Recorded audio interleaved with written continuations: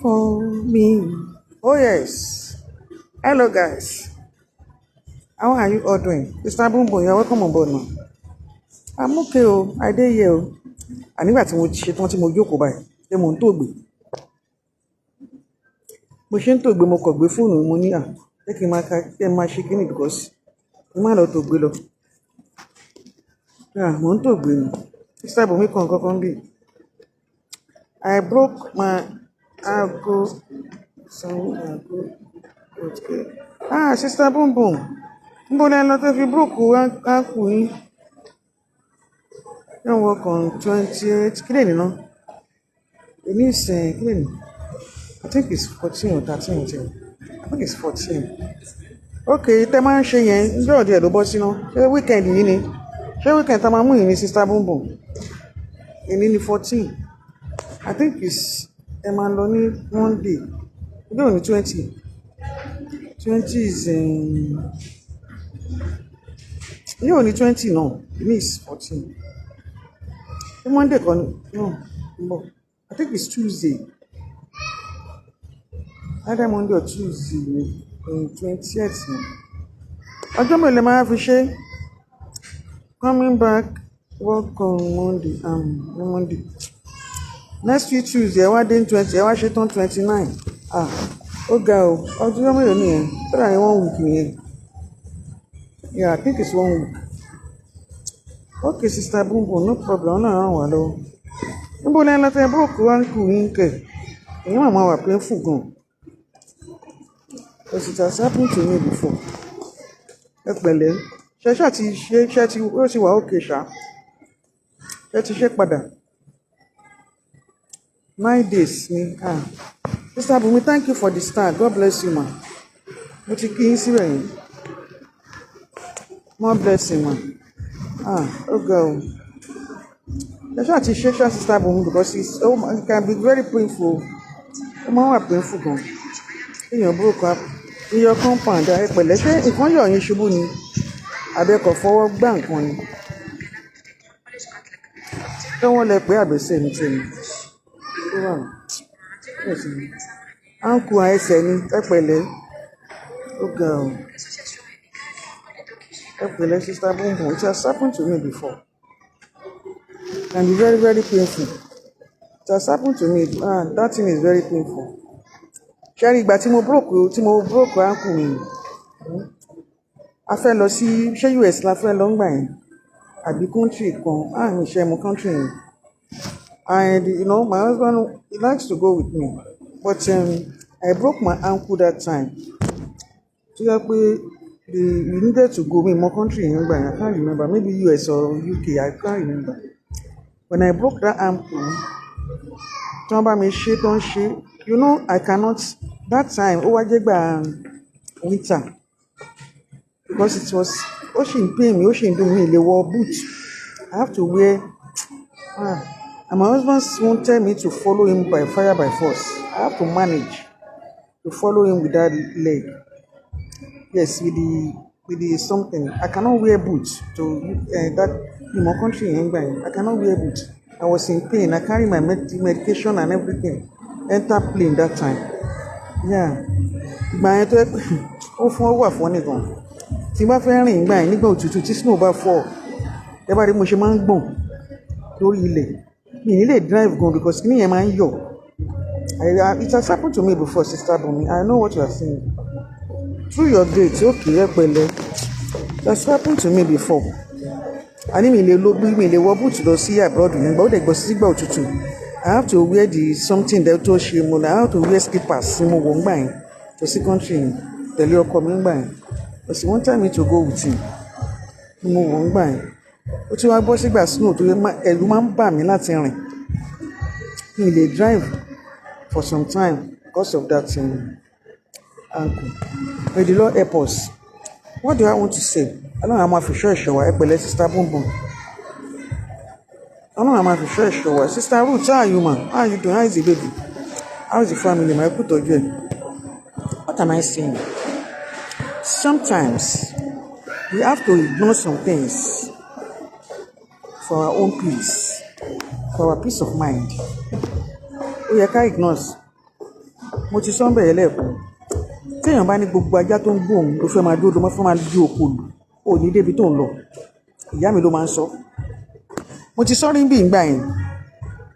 Nígbà táwọn kékeré ń gbà yẹn ṣe mọ̀ ọmọdé àròjọ́ tó bá sọ fún ìyá mi pé ó ń wò mí látẹ̀kọ́ mi mọ̀ nǹkan tí ìyá mi á ní ìwọ náà wò padà. Wọn kì í rojọ́ ojú ẹnu ìyá mi mo ti gbọ́ kínní yìí. Á ní wọn kì í rojọ́ ojú ìwọ náà wò padà olójú ẹ̀ lágbárí fi wò ó. Yes. A ní gbogbo ajá tó ń gbá ní tó bá nígi kan ò da ọyọ́ níná tọ̀hún ò da ọyọ́ sọnù níjẹ́ ò ló fẹ́ ṣe nǹkan tó ń sì jìnnà. Learn to live with people. Learn to accommodate. That is what my mother used to say. And then learn to accommodate. Learn to mingle. Learn to live with people. Yes. O lè rí ìrírí ayé kó lè expose. That is what my mother used to tell us. A ní báyọ̀ gbé. Be in the midst of people. Open your mouth and talk when you are in the midst of people. Má jẹ́ kó jẹ́ àwọn nìkan ló máa sọ̀rọ̀ tí wọ́n ò ní sọ. Wọ́n náà lánàá ẹ kó sọ̀rọ̀. Contribute. Yes. My mother used to tell us that when we were young. Sister Oladimu, how are you, ma? How are you doing? Sister Mitope, how is the family, ma? Sister Adeyemi Bumi, ẹ kú ọjọ́ mẹ́ta, ma. Mo rò pé ti lọ Canada ni. How is the family, ma? Welcome on board. What am I trying to say? Sometimes you just have to ignore some things for our own peace of mind. Nowadays, when you open up, tó bá jí láàárọ̀ wà rẹ́ lómi tó wà sọ́sì. Yes, àbí tó bá ń ṣiṣẹ́ wà lẹ́lòmí tó wà sọ́ọ̀sì wà lẹ́lòmí tí ò ní respect wà lọ́mọ tó ti ṣú dànù. Don't, you just have to ignore. If you want to work with people, tó bá fẹ́ ṣiṣẹ́ tó níṣẹ́ ṣe, lọ tí ìyá mi máa ń sọ fún wa ńgbà yẹn. Ìgbà tẹ́mi dẹ̀ ṣiṣẹ́, ibi méjì ibi mẹ́ta tí mo ti ṣiṣẹ́ kí n tó fẹ́ ọkọ mi, ò ń ṣe ibi kékeré, ibi ńlá ni. Ọ̀rọ̀ ìyá mi ni mo tẹ̀lé. You have to mingle. You don't have to, kó máa dọ̀ sábọ̀ọ̀bọ̀. Sorry bẹ́ẹ̀ ni ìyá mi ni mo ti rí pé máa sábọ̀ọ̀bọ̀. Kó má lè face ẹgbẹ́ ẹ̀, kó má lè bẹ́gbẹ́ ẹ̀ sọ̀rọ̀. Kó má lè face crowd. Kó má lè open ẹnu ẹ̀ láti sọ̀rọ̀ nígbà tó bá rérò. Thanks for the like and love. God bless you. Kó má lè open ẹnu ẹ̀ tó bá rérò. But there's some time that you have to ignore some people. You have to ignore some things for your own peace of mind. I've said it before in the other page. Before, I'm at Awewe. Yes. Mo ṣe kíní gan. But my father removed some from me before I got married. And when I got married to my husband is Mr. Fadekemi, how are you, man? Now welcome on board.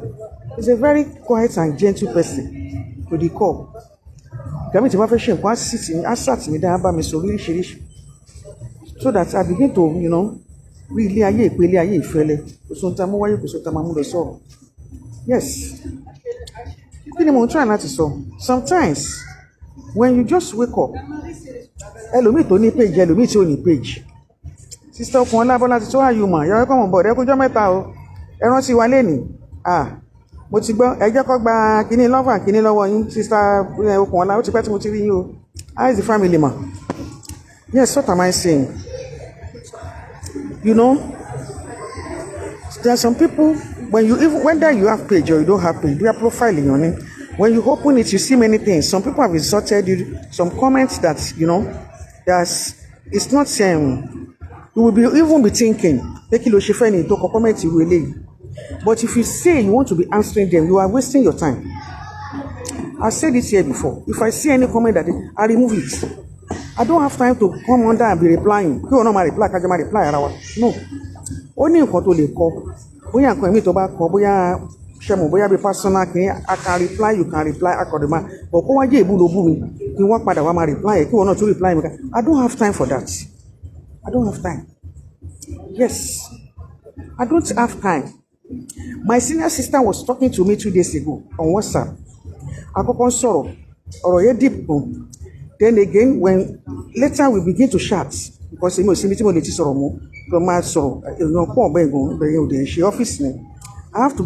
started chatting. She was chatting me too. He got to say, he got annoyed because when he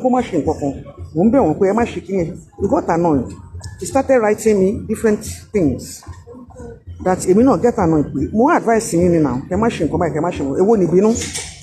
When I see that he started writing that thing, you know what I did? Up till now, that thing is still there. I left it. I didn't answer her again because I know she's my senior sister, and you got to give her respect. You accord a respect to her. But when it got to a stage, I see that of a listing, he was threatening. He wrote a lot of things. Up to this morning, I did not answer her. I told my younger sister, say her message is still there. You will see that I didn't read it again. Me, that no more. Because, there are times for your own peace of mind, you ignore some things.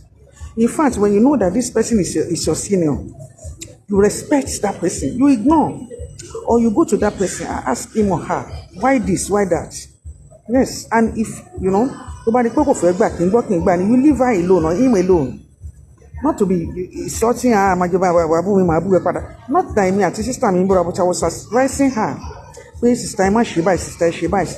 She got annoyed that important fashion. She started writing insulting, not really insulting, annoying things, He got to a stage, I was replying her, giving her respect, explaining things to her. He got to a stage, he got annoyed because he got annoyed, he started writing. Later, all her messages are still in my WhatsApp. I did not read it. I left it, I get up from that WhatsApp. I did not answer her. Up to this moment, yes, I did not answer her. Not everything that we have to fight, we have to fall the other way, we have to jugolorawa. No. There are some things. Walking away from misunderstanding or walking away it's not that you are stupid or you are dummy. No. It's for your own peace of mind. When you walk away, you get pride. Àwọn èèyàn ti ẹ̀ máa ní àwùjọ ẹ̀rí bó ṣe ń bu kò dá. Yes, tó bá yá, tó bá ti ṣe láwọn tó bá sọ pé ọ̀dẹ ni kò dá lóhùn, tó bá yá àwọn kan ló máa tún máa praise ẹ̀ pé lady yóò ráyè nonsense, bọ̀bọ́ yóò ráyè nonsense, gbogbo ṣe ṣe kò dáhùn. That is it. There are some things you got to ignore because of your own peace of mind. In fact, when you are growing up, tó bá ti ń dàgbà, wọ́n lè yàn máa ń yógun jà ní. When you are over 50, yes, put you over 50 years, even 40 years. Put you over 50, you are going to 60. They begin to see you talking, you have children, your children, maybe their friends. You know, my children are not on Facebook though, but when their friends see, they begin, it's an insult. It's not nice. Why are you doing this? Yes, you got to respect yourself. You got to, when your children are growing up, you got to give them respect. No, you're supposed to respect them. There are some things I do for my children. I know they're supposed to do it, but I will help them to do it. It's not that I'm you know, I don't know how to put this. Or at times I do it for them. Yes, I do it for them. In fact, at times I will tell them when you come back, you come and do it. But before they come, despite the fact of my age, my schedule, I will do it for them. Yes. No. There are some things you do for the children. In fact, when there are times when you woke up, you can do it for them. Yes. No. What it train our men now. Our men need respect to the core. But at times you go to their room, you lay their bed for them. At times you organize their room for them. Yes. When I enter their rooms at times, almost in fact, you just say, I will go there and arrange it for him. Yes. When he comes back, and mommy, thank you. I was rushing, I would do that. Yes, I do it for. At times, I help you to lay his bed. Not that I'm dummy. I don't know what I'm doing.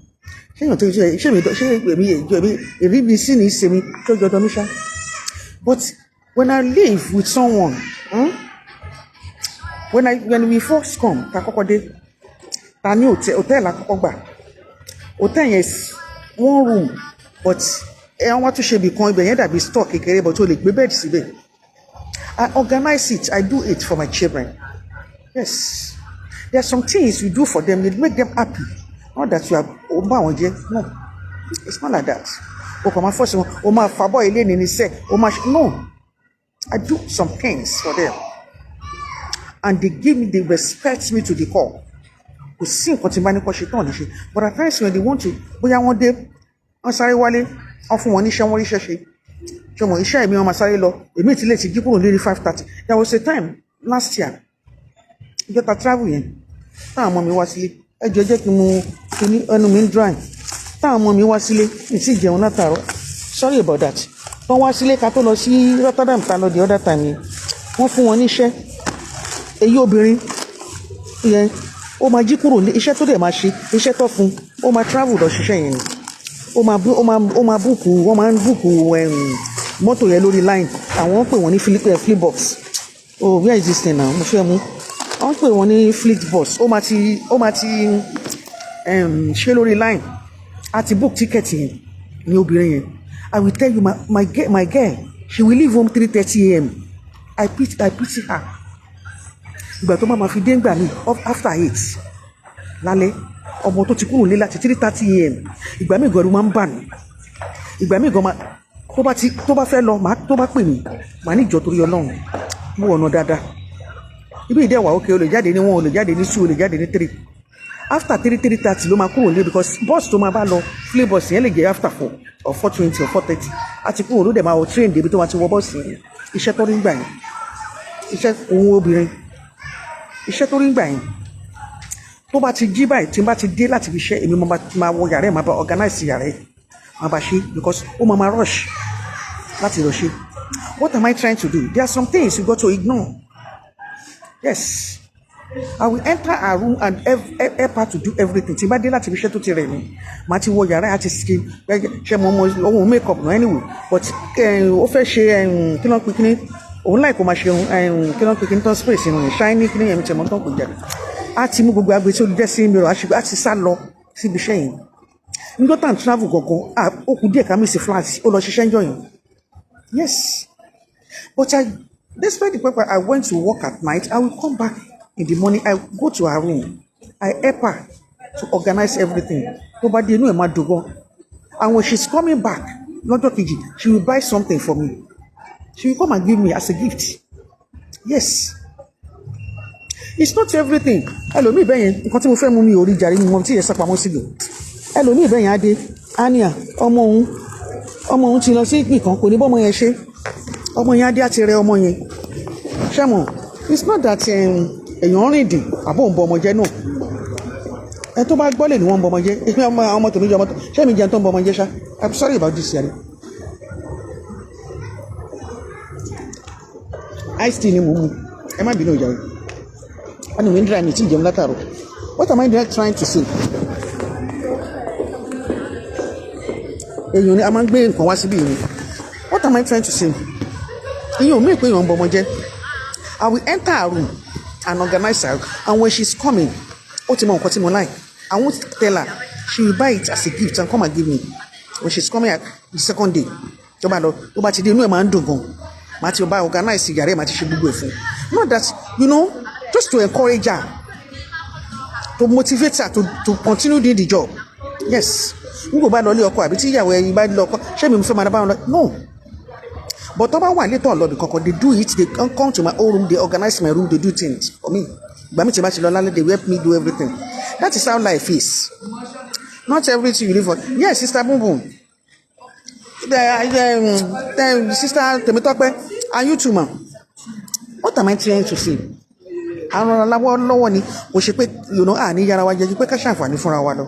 There are some things ẹlòmíà ní ó lọ bí iṣẹ́ kìnnìkan. No. 3 after 3 lọ́mọ yẹn máa kúrò nílé. Àánú ẹ̀ tí ẹ máa ń ṣe mí gan. After 3 ó dẹ̀ tó wọlé, ìgbà míì kémi tó kúrò nílé lálẹ́ tó máa dé báyìí á ti look stressed.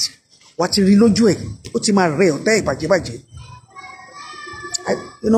Àjọjọ́ tá ń lọ yẹn, ṣé ẹ̀yẹ ẹ̀gbọ́n tiẹ̀ ti ríṣẹ́ yẹn tòsí nìyẹn ríṣẹ́ sí? Ó dẹ̀ máa ń pẹ́ kúrò nílé bóyá bí tó 9. Ọṣà sáré ṣiṣẹ́ yìí, but èyí àbúrò ó máa búùkù tíkẹ́ẹ̀tì ni lórí kíní Flaybox ló máa wọ̀ lọ́n pé kíní yìí ló máa wọ̀ lọ síbi iṣẹ́ yìí. 3:30 after 3 ló máa kúrò nílé because tí ò bá ti tètè mú train yẹn ó máa miss Flaybox yẹn láti wọ̀ lọ síbi iṣẹ́ yìí. There was a day kan tó sọ fún mi ṣé mo ti ń bọ̀ ní àbí mo ṣì wá ń ṣiṣẹ́, ó ya fọ́tò, ó ya kíní fídíò, ó send fídíò ẹkún sí Ọlọ́run jẹ́ kọ́mọ mi rọrùn ẹkún, ó send fídíò yẹn sí mi. Mo wò mo ní kí ló ṣẹlẹ̀, ó ní mọ́mí olóhùn wọ̀ stranded torí tó bá tún dé bẹ́ẹ̀ tí bọ́ọ̀sì yẹn bá já sílẹ̀, ó tún ní bọ́ọ̀sì kan tó máa wọ̀ débi iṣẹ́ yìí, ó wá mísì bọ́ọ̀sì yẹn tó máa wọ̀ débi iṣẹ́ yìí, ó wá ń ké, ó wá send sí mo ní kí lẹ pé a ṣe báyìí, ó lóun á gbé kí ló ń pe Uber, ó lóun máa gbé Uber débi iṣẹ́ yìí, Uber ló ní láti gbé ń jọ yìí ló gbé lọ síbi iṣẹ́. She sent it to me, she was crying. I was saying, what is this? Kí ló ṣẹlẹ̀? Ó ń kélé, ó send fídíò yẹn sí mi. Mo níbo ló wà? Ó níbi báyìí ní ó ti miss bọ́ọ̀sì, ó máa wọ̀ débi iṣẹ́, ó dẹ̀ ti late. Ó lóun mo ní gbé Uber, ó máa lọ. Ṣé màá rí bẹ́ẹ̀ yẹn, màá tún wá délé. I won't enter her room and organize her room for her. Ìyẹn ò ní pé mo dumb now. No. Ìyẹn ò mí bẹ́ẹ̀. At times when they are around, they went to my room, go pick my cloth and wash for me. And put it in the machine and wash it for me. But when they are not around, when I pick their clothes. I wash it for them. Yes, I wash it for them. There's some things you ignore. Oh, no. Ọmọ ẹ̀mí wà pàdé ẹ̀ńtà, I be saucy, I sort of say anyhow. Yes, when you don't want to ignore many things, ẹni tí ó bá lè ignore, kò lè ṣiṣẹ́ ibi tẹ́rù ti pọ̀. Mo ti sọ níbi tí mo ti ṣiṣẹ́, èrò ti pọ̀ jù ń bẹ̀. Ọ̀gá tí mo dẹ̀ ń bá ṣiṣẹ́, it was so, tó bá jẹ́ bó ṣe handle yìí ni mo gbé ojú yẹn fún. Ntọ́ lè ṣe ni pé kọ́ gbé mi lọ, but I try to, ntí ìyá mi ti fi kọ́ mi ni, you try to adapt to any situation you meet yourself. And I was telling myself, àwọn tó wà ń bẹ̀ gbóná fún kíní kan ajẹ́rìí ẹ̀ náà mo ní no, I won't do that. Bí n bá gbóná fún gbàdúrà wa náà èyí náà lè máa tún máa sọ̀rọ̀. Èmi ní kọ́ lè máa tì síbẹ̀ yẹn. No, I know what to do. Nísìnyí, you are best or the best friend. Èmi àti ẹ̀ sìn. Bí ilé ayé ṣe rí ni, you ignore some things for your own peace of mind. Ẹni tó bá tiẹ̀ fẹ́ báyọ̀ gbé, ẹni tó bá fẹ́ gbé láwùjọ ènìyàn, there are many things you got to ignore. Torí you cannot control people, but you can control yourself. Yes. Ẹlòmíì ò mọ bó ṣe ń sọ̀rọ̀, wọ́n ṣe pé ó fi ṣe kíní, á kọ́ sọ̀rọ̀ gbà ó. Inú ẹ̀ lè dáa, ọ̀kọ́ má mọ̀ bó ṣe ń sọ̀rọ̀. You are trying láti adapt sí. Yes. You will try as much as possible to adapt. Ẹgbẹ́ ẹ̀gbọ́n tí mo ní mo mọ lóyún tó jẹ́ when she was started writing, I cannot be no, I don't want to insult my elder sister. All her messages are CD. Mi ò kà. Mo sọ fún àbúrò mi, mo ń tó bá yá lọ kó nǹkan ẹ̀gbẹ́. Mi ò kà. I did not read it. No. Because if I started, I'm trying to advise you, only take me as your, your younger sister, but I'm trying to, you don't want to listen. There are some things you ignore because of your own peace of mind. Then your own peace of mind, I ignore many things. Your children, when they do some things, there are some things you have to ignore. They come at the club. No, I'm not talking about that one. If they want to do it, if they they can do that. But not under your roof, they begin to go to clubs. No, they don't. But you just have to help them. Yes. Most especially when you're a single father, single mother, you got to help them. Because money for the gap, you got to pray and tell God to help you, to sustain you, to give you strength, to be able to fill the gap. Yes. Because Ọlọ́run ní strength wa. Má ṣe bí ìyá ò lè ṣe bí ìyá ṣe. Má ṣe bí bàbá ò lè ṣe bí bàbá. No. Ẹ má worry jàre, má dúró fún irọ́ ló ń pa. Yes. Yìí tí bàbá ẹ̀ bá ti ẹ̀fọ́gún lẹ̀, mo mọ tójú mi rí. Yìí tí bàbá ẹ̀ bá fi nǹkan lẹ̀, tí bàbá ẹ̀ bá fi nǹkan lẹ̀, wàá rá àwọn kan tó máa fẹ́ dógò tí nǹkan yẹn ni. Wàá rí wọn sẹ́. Instead kò dúró tí nǹkan bá yín manage ẹ̀. They did not help us. Instead kò dúró tí nǹkan bá yín manage ẹ̀, wọ́n fẹ́ gbà lọ́wọ́ ẹ̀ sẹ́. Tọkọ ẹ bá kú, instead kò fún dúró tí nǹkan bá wọ́n á gbà lọ́wọ́ ẹ̀. Má ṣe bí bàbá ò lè jẹ bí bàbá, má ṣe bí ìyá ò lè jẹ bí ìyá. Ẹni tó lógún dà. Yes. Some people, you just have to help your children to fill some gap. When you are a single mother, you have to help them to fill gap of home. So that gap will not be vacant. But vacancy is a serious issue. Oh man, Niragon. Yes. You got to stand firm and make sure God help you. Ask God. God help me to fill this gap. No. But when God sustain you, when God give you strength, when God bestow His power, His strength on you, you will be able to, that gap.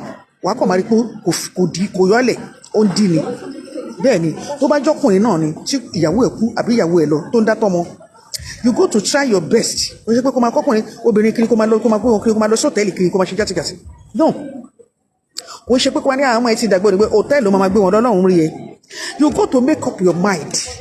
Yes. Marry. Yes. No. You got to stand firm. That's no. Tí àwọn ọmọ ẹ bá fi lè lanu sọ fún ẹ pé ìyá rere ni ẹ́. Táwọn ọmọ ẹ bá fi lè lanu sọ fún ẹ pé bàbá rere ni ẹ́. Legacy gidi ló filẹ̀ fún. Yes. Legacy gidi ló filẹ̀ fún. But when you begin to do nonsense and rubbish, legacy le kò ní lè lanu sọ pé bàbá mi àti ìyá mi bàbá rere ni ẹ́, ìyá rere ni ẹ́. Yes, there's some gap you got to fill. You go to help God to help you fill. To bá rìn lọ lójú títì, you go to be talking to God. Ọlọ́run ràn mí lọ́wọ́, má jẹ́ kí gap ìṣílẹ̀ fún ọmọ yìí. Yes, Ọlọ́run ràn mí lọ́wọ́. Tó bá jọkùnrin náà ni Ọlọ́run mi ràn mí lọ́wọ́. Má jẹ́ kí gap ìṣílẹ̀ fún ọmọ yìí Ọlọ́run. Má jẹ́ fail, jọ̀ọ́ ṣàánú mi. Bẹ́ẹ̀ ni, ó ṣe pé kó máa tẹ̀lé ọkùnrin kiri kan ní ẹ̀ka pàdé, ẹ̀ńbó ní kí ẹ ti pàdé lẹ́nìí. No. When you begin to do that one, gap yẹn ayọ̀ lẹ̀sẹ̀. Because àwọn ọmọ yẹn you begin to see that advice tí wọ́n lè gbà lẹ́nu nǹkan tó lè rí lọ́wọ́ ẹ̀ wọ́n lọ máa gbà ń ta. Bẹ́ẹ̀ ni, wọ́n lọ máa gbà ń ta. èmi inú wọn they will even keep quiet, wọ́n ṣẹ́nu wọn ní sọ̀rọ̀ fún ẹ. Yes, they will be going through, some things wọn ní lè bẹ́ẹ̀ sọ because o fàyè yẹn o ti jẹ́ kí gàpù yẹn yọ ọ́ lẹ̀. Èyí tó fi yẹ kó dé àyè yẹn kó lékọ́nà rẹ̀ lọ́wọ́ ọkùnrin ló ń tẹ̀lé kiri. Èyí tó fi yẹ kó dé gàpù yẹn kó lékọ́nà rẹ̀ obìnrin ló ń tẹ̀lé kiri ṣá. Ìyá mi á ní kí là ń dódódódó ní okó ní òbùkà ní kílẹ̀ má mọ̀ ọ́ sẹ́. Ẹnu ìyá mi mo ti gbọ́. Á nílẹ̀ àmọ́ṣá ni. Ẹ dìde lórí ara yín àbí ẹ dìde ẹ má dìde. When you begin to think about that one, you will stand firm for your children. Anywhere you are, you begin to tell God, kò síbi tọ́lọ́run tí ń gbàdúrà, Ọlọ́run jọ̀wọ́ ṣàánú mi, ràn mí lọ́wọ́, mi lágbára, má jẹ́ kí gáàpù bàbá yìí kó ṣí sílẹ̀, mo bẹ̀ Ọlọ́run, má jẹ́ kí gáàpù ìyá yìí ṣí sílẹ̀, mo bẹ̀ Ọlọ́run. But ẹlòmíì, ò ní ṣe sẹ́, tó bá ti gbọ́ pọ́n lọ bìkan ló máa bá wọn máa ṣọ ẹgbẹ́, ló máa bá wọn máa ṣọ patí ló ti ń rí kiri, gèlè ló ń yá kiri, ló ń kun mẹ́kọ̀ọ́ ló ń lọ kiri. Tó bá ti lọ tiẹ̀ lálẹ́ àwọn ọmọ náà gba club lọ. Yes, they will go to club. Tó bá ti ya gèlè tó ṣọmọ́jú àwọn náà ṣọmọ́ náà ṣọmọ́jú. They will go. Ọmọ ọkùnrin amúyẹ́rìngà tó sétí láti òkè àtò sétí sàlẹ̀. Yes, because ìwọ ìyá náà etí mẹ́wàá ló lu. Ìwọ bàbá imú mẹ́fà ló lu sí mú. Bẹ́ẹ̀ ni bá ń lu mú yìí kò ní ká kó ṣọ́. It doesn't have ìyá Ìjẹ̀bú ni mò ń bá sọ̀rọ̀ some days ago. I can't remember. Ṣé year yìí not this year, last year. Mo ní tó bá lu mú kò hard to beauty. No, it doesn't. Ọkọ mi máa ń sọ fún mi nígbà yìí, a ní ìwọ obìnrin tó bá jí lórí bẹ́ẹ̀dì tó ń bá kọ́kọ́ rí ló mọ̀ pé beauty. A ní tó bá rí ẹ tó jí lórí bẹ́ẹ̀dì tó ń rí ẹ báyìí pé ó ṣẹ̀ṣẹ̀ jí. Kò ṣe ìgbà tó bá ti wẹ̀ tó mú gbogbo ẹ̀ tó tọ́ sójú. No, I want to see you natural. Bẹ́ẹ̀ ni, may the Lord help us. Kò ṣe gbogbo ajá tó bá ń gbólè gan máa ń dá lóhùn. Some people they will write comments out of frustration, out of enviness, out of jealousy, out of come and threatening. They will just write nonsense and rubbish. But when you see it, when God give you discernment of the spirit, when you see that they comment that nonsense, when you open your page and you see, or you open your profile and you see, you don't have to do anything. Just remove it. Mark it ṣe nǹkan tó dáa. Ó ṣe pé tó bá fẹ́ Jordan wá yọ.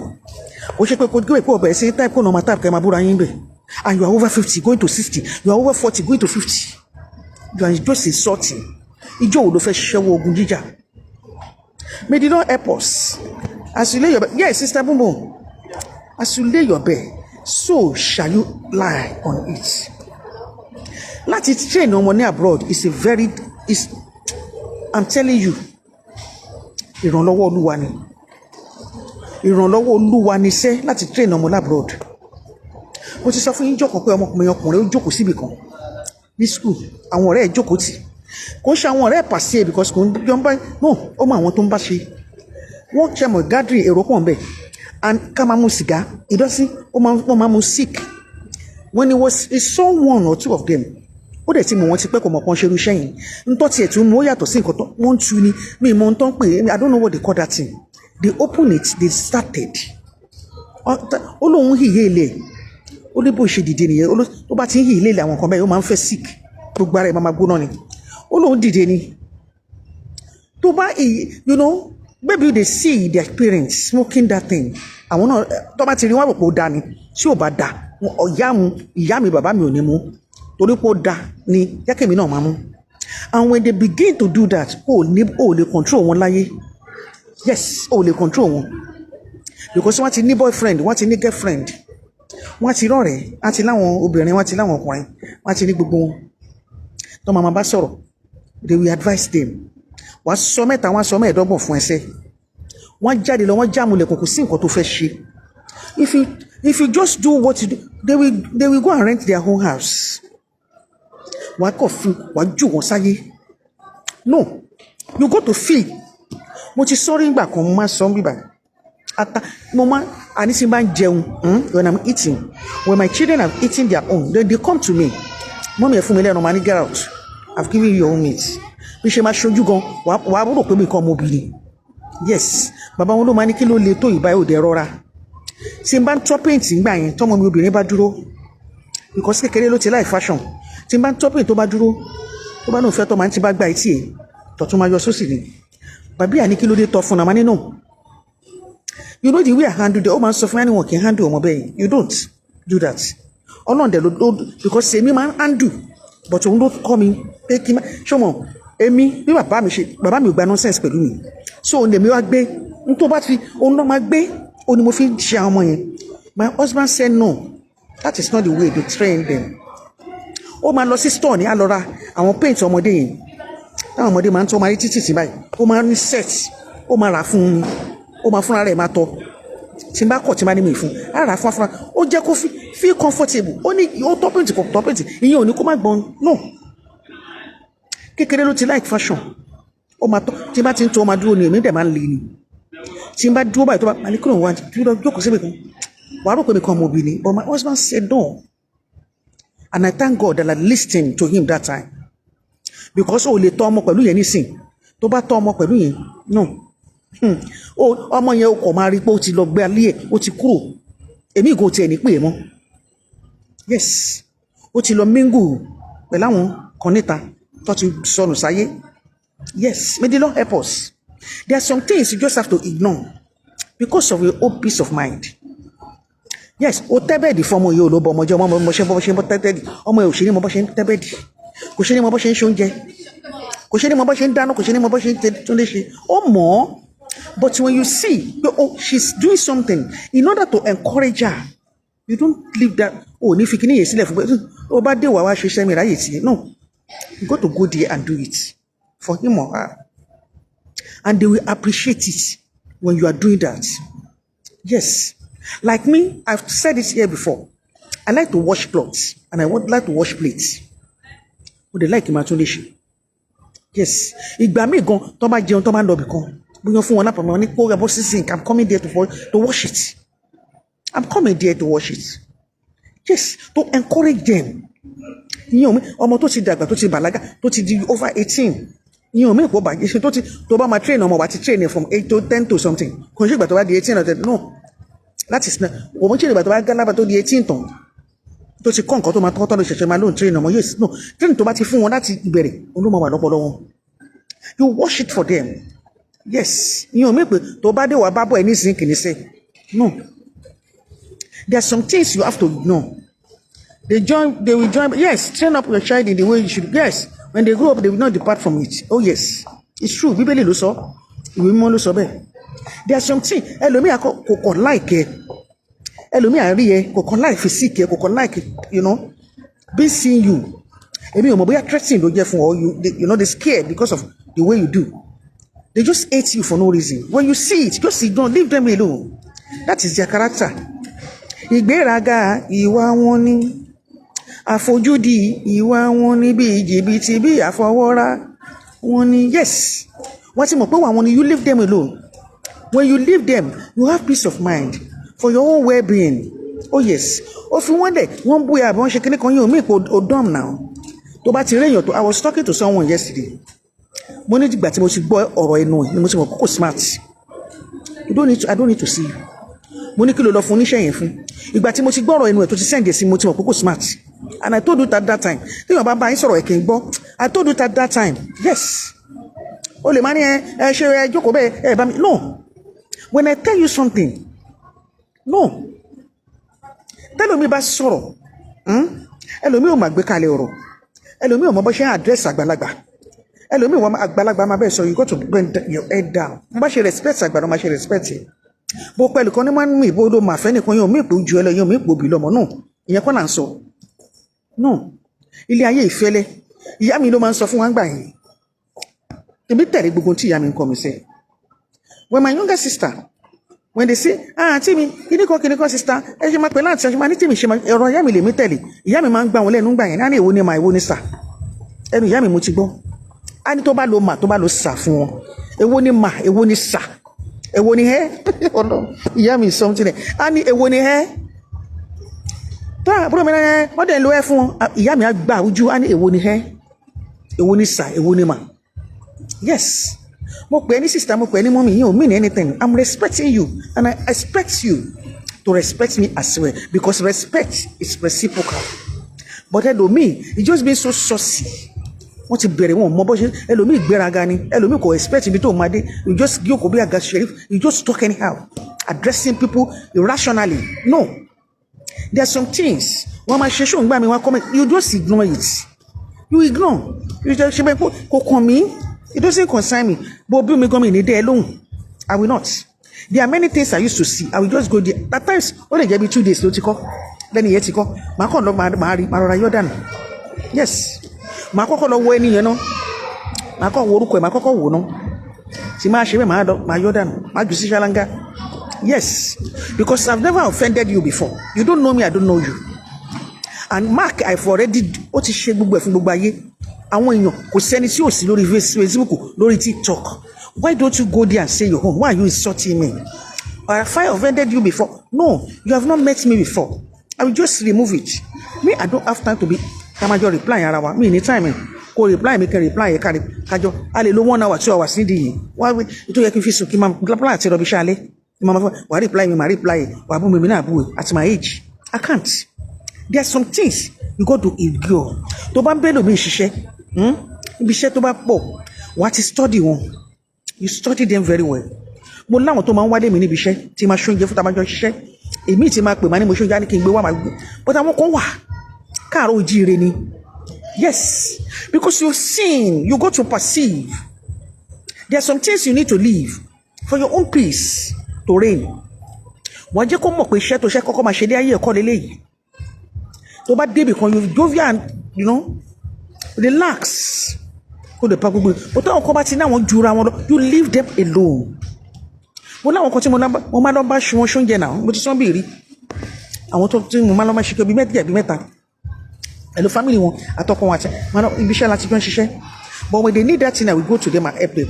2 of them I don't collect money from them I help them and they help me too yes ilé ayé mo sọ́njọ́ kan pé wọ́n ṣe bẹ́ẹ̀ tó ń ṣe kí wọ́n pè ní November yẹn kí wọ́n máa ṣe Good Friday àbí kí wọ́n ṣe ilé kan tó máa ń ṣe tó máa ń ta ship yẹn kí wọ́n ṣe yẹn náà Black Friday 2 of them took me to store that I do not even expect it because when I cook for them they don't they don't ilé ayé ìyá wà fúnra wa ni there are some people when you study them you leave them alone ó wà nú ẹbí àwọn ẹlòmíín wà nú ẹbí sẹ́ wọ́n fẹ́ máa jẹ gàba lé ẹ lórí nìkan máa tọ̀lé ẹ lórí wọ́n wà nú ẹbí sẹ́ but àwọn ẹlòmíín tó bá ti ọba máa ní nǹkankan voice ẹ lásán tó bá gbọ́ máa bẹ̀rù ẹ nínú ẹbí bẹ́ẹ̀ ni but at times when they do something you got to ignore you leave them alone for your own peace of mind yes for you to for your I don't know how to say this ó tún máa fún ẹ ìwọ gan ní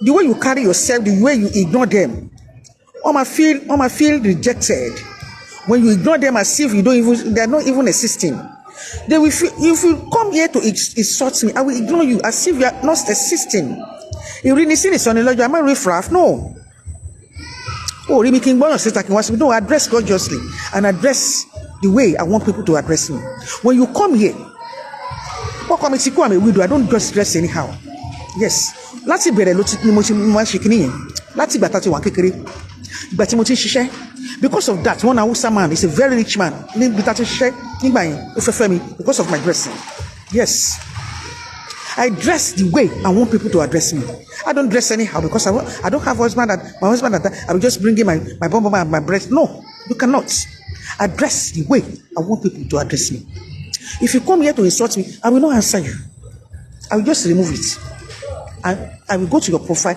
or your page and see you then I will remove it and hand it over to God because me ṣe rí now mo lè gbé nǹkan síbẹ̀ ó lè wá kó kàn mí èyí tó bá jó òótọ́ lọ gbé sórí tiẹ̀ tó bá dẹ̀ fẹ́ máa gbé àwọn tó ń ṣépè àwọn tó ń jà tó fẹ́ máa kọ́ tiwọn I will never do that here you go to your platform and do it yes because ó níbi kan tó ti máa ń rí yùn bẹ́ẹ̀ ni ẹ kàn rí ẹ̀rí ní sí nìsọ́ni lọ́jọ́ there are some things you got to ignore for your own peace of mind bó ignore yẹn ò dáhùn yẹn ò mí ipò weak bó ṣiṣẹ́ fún àwọn ọmọ ìyàbò help wọn ṣe kíní kan yẹn ò mí ipò weak yes kò mí ipò weak when they are going to work when my children are going to work tó bá yẹ pé jọ́ tí mo tètè dé ní ìdájí tí mo tètè dé bóyá bíi 7 something when I see that the boy that is going to work kò tí ì jẹun I have to cut cake I have to do this máa bí pé o gbọ́dọ̀ jẹun kó tó lọ you have to put something in your stomach Yes, because our brain also eats. Brain woman jẹun. You have to eat. I will cut cake. I will cut cake and do. You have to put your only standing. You have to put it in your stomach before you go. Mi ni dé kíní à. Ó ti rẹ̀ mí jà yẹ mi ni wá kú tí ó ṣí yín o. Kíní kan mi ni wá kú torí tí yín o. Lọ mú kéèkì kó lọ jẹ kíní kan kéèkì yẹn aláwẹ̀ kó máa lọ bẹ́ẹ̀. No. My chick ọkàn mi ò ní balẹ̀. Pé kò jẹun. You have to put something in your stomach. I will cut cake or I started doing some. Nobody get me but we ṣe nǹkan bí bakery and pastry. I will put it in microwave and warm it and give it to her, to him. Torí ìyá àbúrò àti lọ 3:30 ìyá ti lọ sí ẹ̀.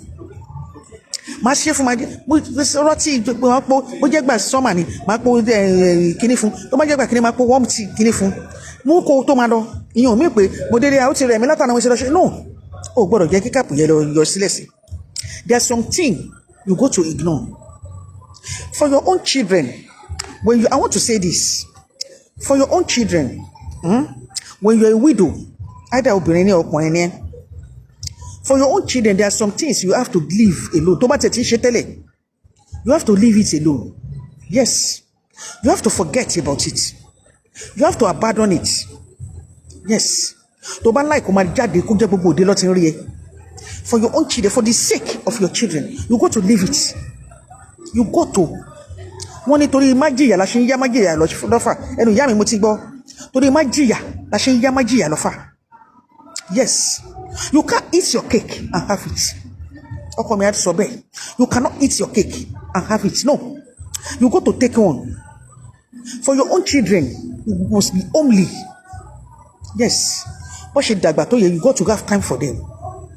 Wọ́n ti dàgbà jáde kọ́ máa ṣe tiwọn náà. You got to have time for them. Tó bí mo ṣe ṣiṣẹ́ tó bá wà around, I got to take maybe 2 days. Èyí December tó lọ yìí, bóyá 2 days. Ìgbà yẹn gan ni mo ní ṣígbà yẹn mo ní kóòdù àbí nǹkan kan. I have to take 2 or 3 days to have time. We only mo fi wá sórí line to have time to talk to them, they talk to me. We have cordial kini together. Not that I ẹ máa ṣe tí yín jáde, ẹ máa jáde, ẹ máa lọ máa fáyín kémi náà máa ṣe eré show. No, I don't sit down and be talking. I'll give them their own time too. Ìwọ ọkùnrin ìwọ obìnrin tó jẹ́ wọ́n ló dá tọ́mọ. You got to give for your torí má jìyà la ṣe ń yá má jìyà lọ́fà.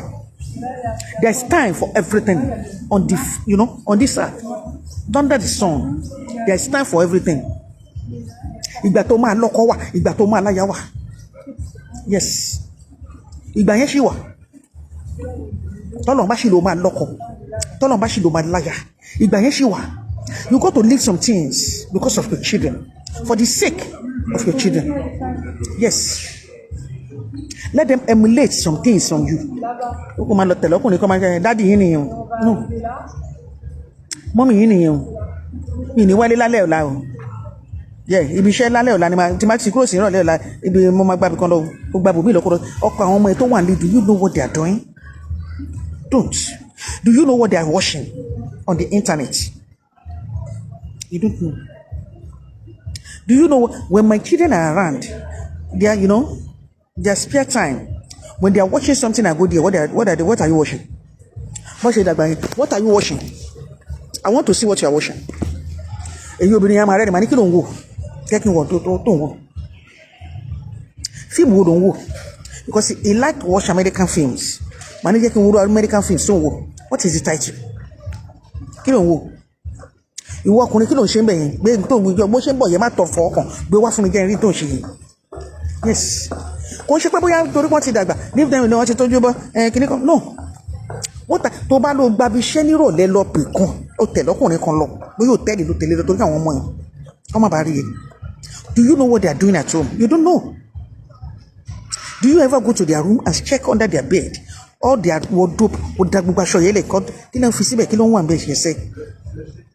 Èyí obìnrin when I see her pin tí mo rí pé are you on your period? Tó bá tẹ̀sí period I will know. Mo máa mọ̀ yes bó de máa mọ̀ gbà tó máa parí. You got to do all those things. Yes. Ó ṣe pé kò fún wẹ́lẹ̀ máa dábàá ike mo ń bọ̀ máa dára lákin tó dé o. Do you know nǹkan táwọn méjèèjì ṣe inú ilé? Do you know nǹkan táwọn mẹ́tẹ̀ẹ̀ta ṣe inú ilé? Do you know nǹkan táwọn mẹ́rẹ̀ẹ̀rin ṣe inú ilé? Ó mọ nǹkan tó ń wò. Ó mọ tí wọ́n ń lọ by watching all those things on internet, social media. Do you know how that thing lure them? You don't know. ǹjẹ́ àwọn ọmọ ẹ̀ ń wo nǹkan tó bá wà ní kílẹ̀ ń wò sí ẹ̀ jẹ́ kí n wo nǹkan tó ń wò ní ń jẹ́ ń wò ilé title nǹkan tó ń wò yìí I want to know the title of what you are watching. Ìgbà tí n bá máa jálù kò ní mọ̀ ìgbà tí n máa jálù tó máa fi lóun change ẹ̀ no I got to see what you are watching. Oh yes, that is our life. Wọ́n bá grown up wọ́n ti lọ́yàn kan ti ṣe gbogbo ẹ̀kọ́ ti gbé kọ́ máa rí díkiri you go to take care of them.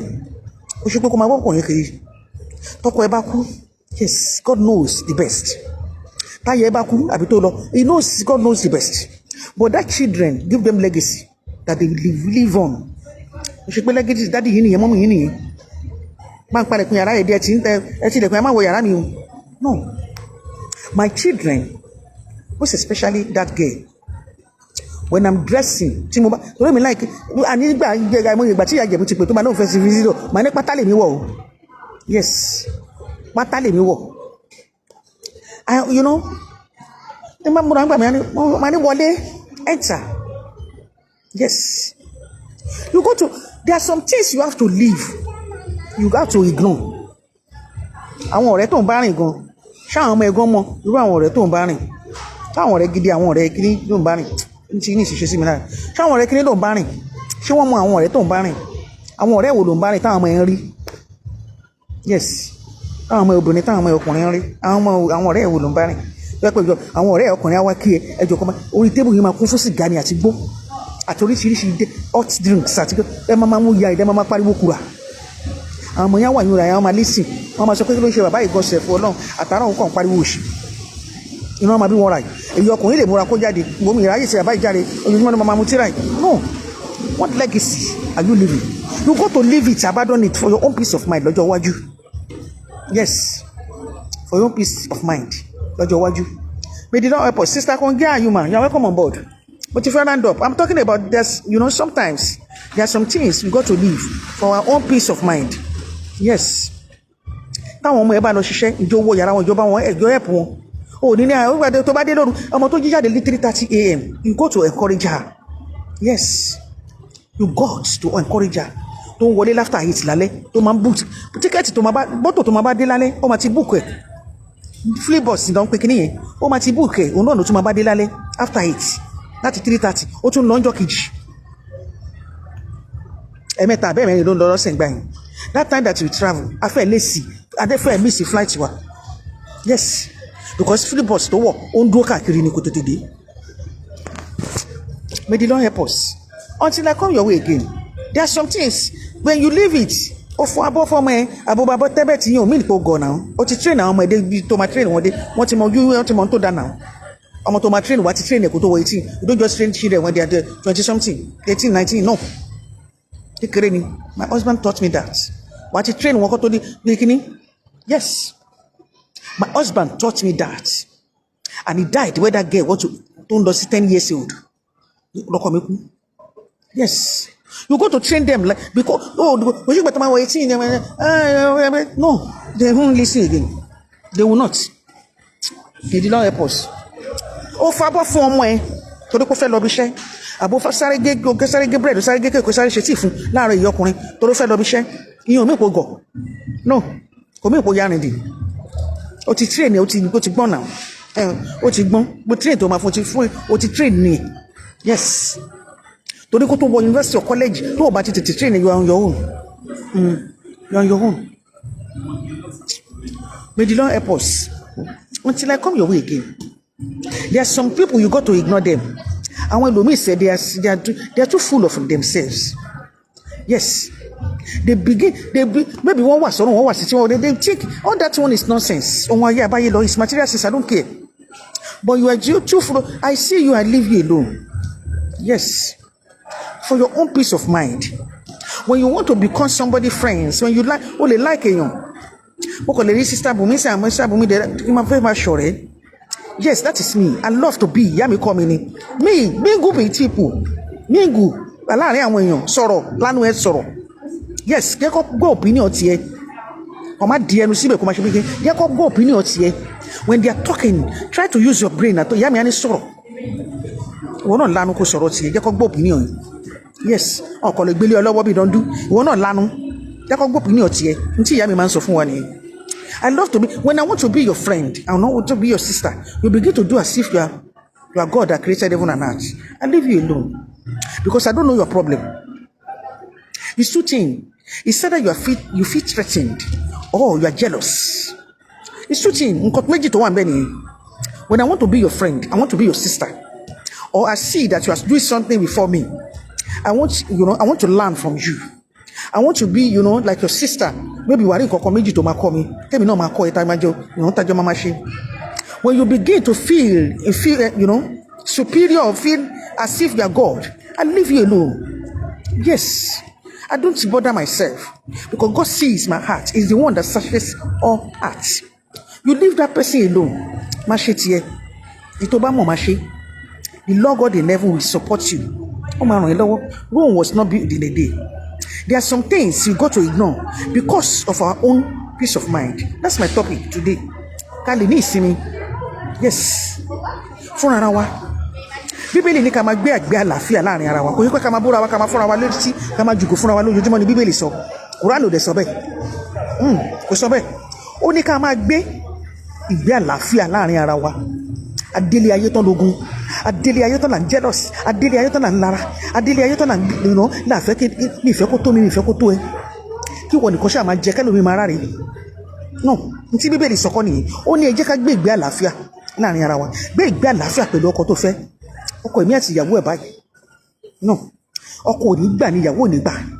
Tọkọ èmi bá bú ìyàwó ẹ̀ bá máa jọ gbé ṣíà ní wọ́n jọ máa búra wọn. Ọkọ ò ní mọ̀ pé ó jẹ́ kóun fi nǹkan lẹ̀ fún ìyàwó sẹ́. Ìyàwó ò ní mọ̀ pé olórí òun lè léyìí.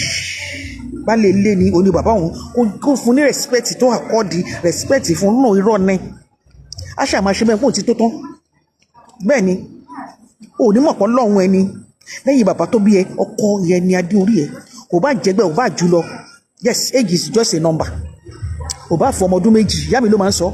Ìyá mi á ní ọkọ ẹni lọ́kọ ẹni kò bá jọ ọmọ ọdún méjì. Yes, kò bá jọ ọmọ ọdún mẹ́ta ó ti rí kó tó fẹ́.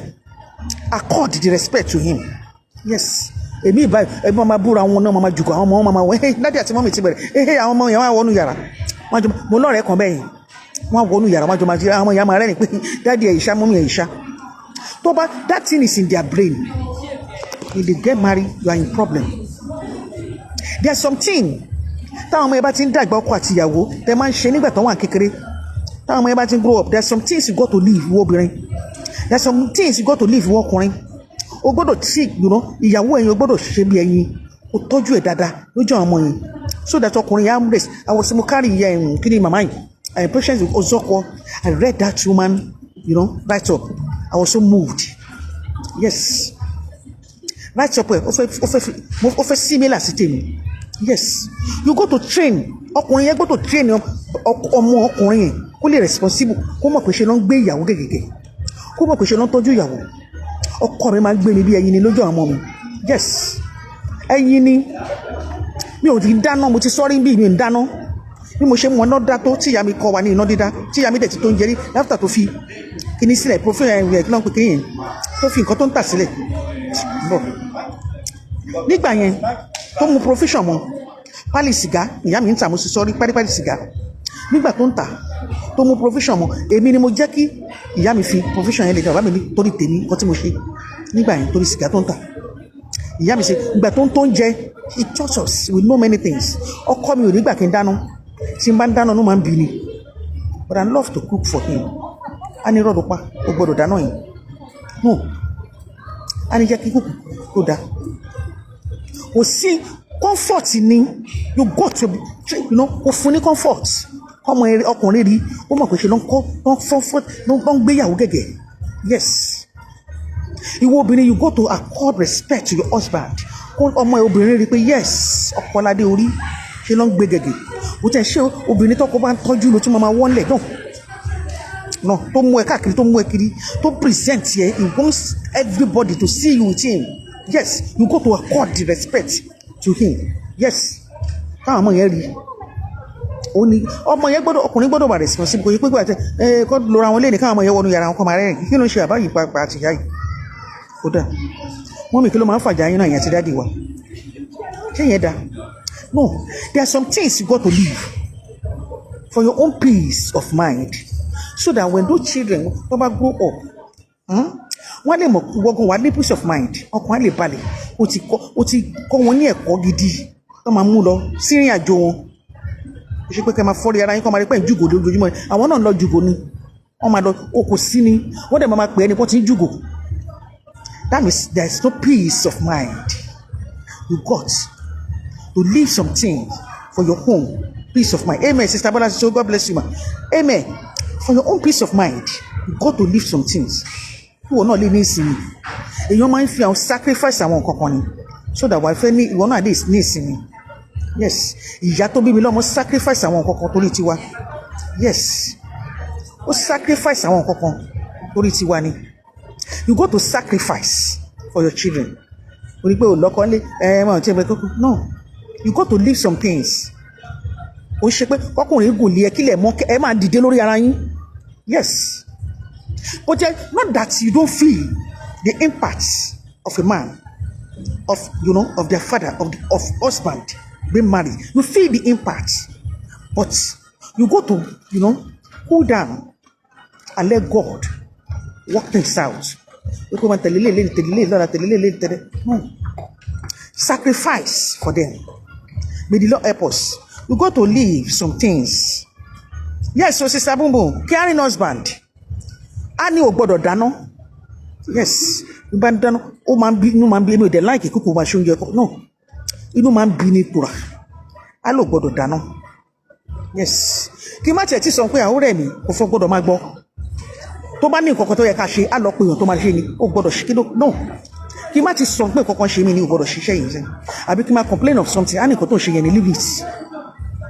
Yes, ọmọ ọkùnrin gbọ́dọ̀ rí pé bàbá àwọn ó ṣe ń gbé ìyá wọn rè ó tọ́jú ìyá wọn tó di kọ́ tó fi jáde láyé ni ó gbé bí ẹyin ni kò sí nǹkan tí ò fi tẹ́ lọ́rùn. Yes, kò sí nǹkan tí ò fi tẹ́ lọ́rùn káwọn ọ̀rẹ́ ẹ̀ máa béèrè mo ti sọ níbí dáhùn àwọn ọ̀rẹ́ mi béèrè ni pé ń bo ni Làbákẹ́ ti manage. Ó jẹ́ surprise fún wọn ẹ mọ̀ pé kó máa jẹ́ ìyanu fún èèyàn ni ó jẹ́ surprise fún wọn pé mo ní Làbákẹ́ ti rí ọkùnrin yìí. Yes, kó máa fún ẹ ní comfort to the core kó máa sin kankan tó I was selling ìyá Ìjẹ̀bú 2 days ìjọ òní mo ti bá ṣe 2 days ago last year àbí sometimes ó ti pẹ́ díẹ̀ náà. There are some things I do now when I'm doing it I cry because mi ì ṣe rí láyé mi no mi ò ṣe rí. Most especially ìgbà tí mo marry mi ò ṣe rí mi ò mọ bó ṣe ń ṣe gbogbo yẹn. Mo sọ fún ìyá Ìjẹ̀bú mo ní mo kàn ń wa mọ́tò ní mi ò mọ bó ṣe ń repo sí mọ́tò no I don't know mi mọ̀ I just drive no mi mọ bó ṣe ń ra epo sínú mọ́tò I just drive car Ọlọ́run gbọ́ mi ì repo sí mọ́tò rí láyé mi but my children bóyá èmi àti bàbá wọn àjọ ń jáde agbó wọn àjọ ń lọ tọkọ mi bá fẹ́ rà àwọn ọmọ mi láìkọ́ máa láàmú most especially that girl ó máa ń fojú sí nǹkan quick ó máa ń wo bí wọ́n ṣe máa ń ra epo yẹn. When my husband died hey, I was perplexed because there are many things I cannot do on my own. Mi ì lè repo sí mọ́tò ayé ẹ̀yọ́lẹ̀ ọmọ mi obìnrin tí bá ti gbé mọ́tò báyìí ló máa bọ́ta àti gbowó olóma kékeré yẹ̀ bọ̀ lóṣù yẹn ló máa kébọ̀ ló máa ràtọ́ ló máa dé ó máa ń wo bàbá ẹ̀ tó bá ń ṣe ọmọ yẹn she like to learn tó bá ń ṣe nǹkan máa fẹ́ sáré grab ẹ̀. When my husband was alive tó bá fẹ́ ra epo tó bá fẹ́ ṣe kí ọmọ yẹn máa sáré ẹ̀yọ́ ọkùnrin máa ṣe ń ṣe ọ̀tọ̀ ọmọ yẹn máa sáré á grab ẹ̀ òun ló máa bọ́lẹ̀ ní mọ́tò ló máa rọ epo tó bá jẹ́ kiri mo fẹ́ fẹ́ ra òun ló máa ṣe gbogbo ẹ̀ á ṣe Ọlọ́run ìlédìmọ̀ ọmọ yẹn ló máa ń wò ó àtẹ̀gbọ́n ẹ̀ bóyá epo ti tán ní mọ́tò I don't know I just drive mi ìmọ̀ bọ́ ṣe ń repo. Mo sọ fún ìyá Ìjẹ̀bú mo ní tá bá lọ sí abroad báyìí tó bá yẹ pé mo fẹ́ ìrìn tí mo ní mọ́tò tí mo fẹ́ drive tí snow bá ti fall sí orí kínní no problem Sister Kogi tí snow bá ti fall sórí mọ́tò I sleep òun ló máa bọ́ta ló máa wọ gloves ló máa wọ gbogbo ló máa lọ ṣe ló máa jókòó sínú mọ́tò yẹn lóru ló máa tọ́ ìta tí kínní yẹn máa wipe off á tún wò ó á ní mọ́tò adéko ti fẹ́ tọ́nu mọ́tò á ní jẹ́ kí sáré lọ repo sí fún ẹ o lè jáde pẹ̀lú àwọn ọmọ agbeni màá ní epo ti fẹ́ tán kẹ̀ màmá rẹ̀ Ọlọ́run mi ì mọ̀ pé epo ti ń tán sẹ́ mo kàn drive ní sẹ́ he check everything every day ló máa lọ wò ó máa ń mi ì mọ̀ sẹ́ mo kàn drive ní àwọn àgbèjáde Ìyá Ìjẹ̀bú ni mo sọ fún bíi sometimes ago àwa lọ rẹ epo mi ì rìn nínú òtútù rí gbogbo olóyìnbó tí mo lọ mi rí ni kí n máa fẹsẹ̀ nínú òtútù kí mo mi máa dà yẹ́ kó mi máa dà. No, I don't. But when it comes like that, you take it. Because nǹkan ò lè máa dùn lọ títí. No, nǹkan ò lè máa dùn lọ títí. But I thank God, being walking in the snow, I was walking in the snow 2 days ago, àbíkẹ́ òtí tí mo gbé síbẹ̀ yìí, kò já sí mi lórí rí. No. Mi rí nínú ẹ̀rí kọ́kọ́ mi rí mi kí kúrú snow já sí mi lórí. No. Alóhun wà láyé. No, it doesn't. Mo rìn nínú snow. When I was showing that thing, when I got to work, I cried a little. I won't lie to you because I'm a cry baby. I've never walked in the snow. Kó máa já sí mi lórí tọ́kọ mi máa rí. No. Mi ṣe máa tẹ̀ ní mo ń bọ̀ lọ. Inú mọ́tò ni. Tí snow bá dẹ̀ fall, it will carry me because snow yẹn máa ń yọ̀. Because ó máa ń yọ̀. Mo ti l'accident lórí ẹ̀rí lẹ́ẹ̀kan. Bó ṣe ń yọ̀ yìí. Because èmi máa ń like my drive fast gan. Mo ti l'accident lórí ẹ̀rí. Ó yẹ pé mọ́tò mẹ́ta ni mo gbá pọ̀. Lórí snow yìí. So, what am I saying? When trials and tribulations come, you go to adapt and ask God, help me, strengthen me to be able to kí n lè lájà, sustain me. And then it is you tèmi lọ because I don't know kí no. Èmi ní tèmi lèmi sọ. Tèmi lèmi sọ. I'm saying my own. Mi lè sọ̀rọ̀ fún Sister Bola Tito now. Ṣé mi mọ̀ tó ń ṣe? I cannot speak for her. If she's the one that knows nǹkan tó story ẹ̀, òun ló mọ story ẹ̀. Sister Kẹ́hìndé Kogi mọ story ẹ̀. Èmi ò mọ story Sister Kẹ́hìndé Kogi. Kò lè máa sọ story ẹ̀ kí máa ní kí ló ń sọ ọ́nbẹ̀ yẹn náà. She knows her story and she can write it.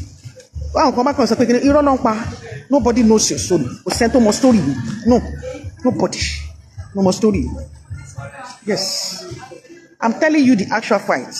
And àwọn ọ̀rẹ́ ẹ̀gbọ́n wọn béèrè. Pé Làbákẹ́ mo ló ti rí máa yìí. Wọ́n béèrè ni. May the Lord help us. There's something when you now know that that man is like that for you, you go to take care of his children. Yes. You go to leave some things. When